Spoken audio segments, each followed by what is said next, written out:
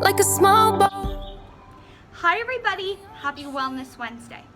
When I attended the FAIR conference a few weeks ago, I met the extremely inspirational Calli McIntyre. This 15-year-old has already gone into over 2,000 schools to teach children about allergies, cross-contamination, and has even written her own book called The Anteater That Couldn't Eat Ants. So keep watching this video to learn more about Calli McIntyre. Hi everybody, it's Charlotte Tratner reporting from Ladycode, and I'm here with the beautiful Calli McIntyre, who is a speaker at the Food Allergy Research and Education Convention in Orlando, Florida. Now, when you see the crown on your head, you know that Calli competes in pageants. And Calli, tell everybody about what your platform is and what led you to pageantry. Okay, so my platform is Be Fair, and it's Food Allergy Research and Education, and I'm very involved with food allergy awareness because I have food allergies and I have a peanut allergy, and I was diagnosed around 6 months.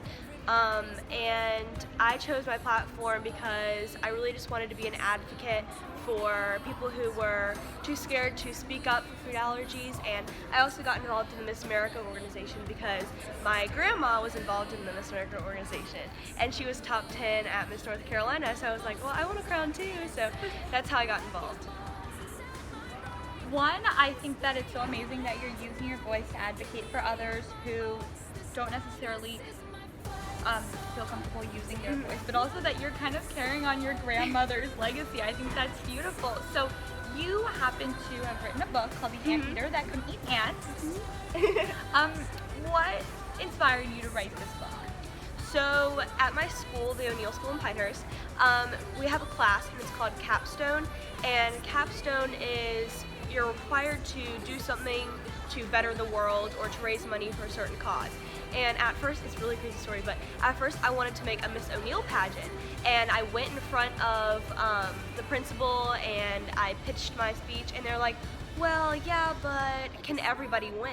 And I was like, that wouldn't be a pageant. And then they're like, okay, well, you can't do it unless everybody wins. And I was like, new idea. So I scratched the Miss O'Neill pageant and came up with a book. I wanted to write a book because whenever I would go to classes and speak and read books, I could never find a food allergy awareness type of book that would be suitable for ages kindergarten through 3rd grade. So I was like, well, you know what, I'll just write my own. So it took about maybe almost a year to write this book, but it's a picture book. Yeah, and I published and illustrated it by myself. We did self-publishing, and I raised all of the money. It's $1,000 to get your book published. So we were able to raise all of that money through donors, and that was really special. So.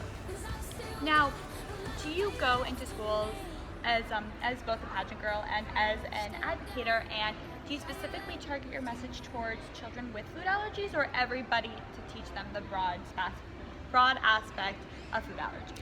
I really do it to everybody because, especially at a younger age, since this is targeted to kindergarten to 3rd grade, kind of elementary ages, I try to get the message across that even if you don't have food allergies, it's really important to know about cross-contamination and making sure you're always washing your hands and not teasing the other kids with peanuts, because it is a life or death situation.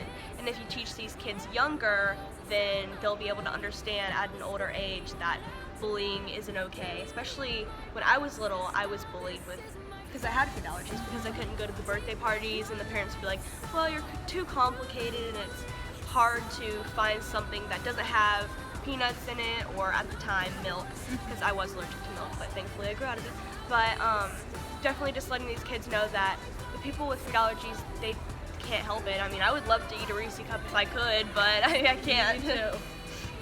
So if you were able to give advice towards the general population, what would that one piece of advice be? About food allergies? Yeah.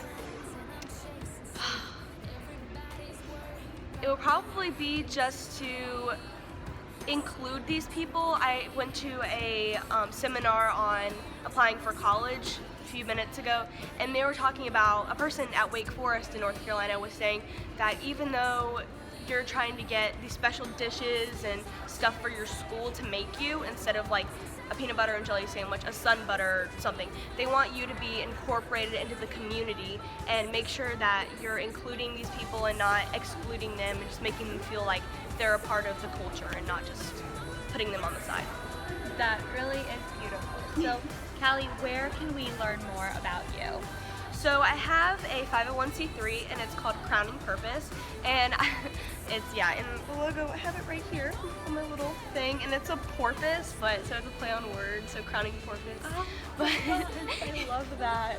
yeah, but on the back of my book it talks about Crowning Purpose, and it's a charitable organization that I started in 2015, and it's basically just the meaning behind the crown. And I know a lot of people know about the 4 points of the crown: style, scholarship, service, and success, but this is more about the service aspect and how you can use your crown to inspire other people and not just walk across the stage in a gown, just showing the service aspect.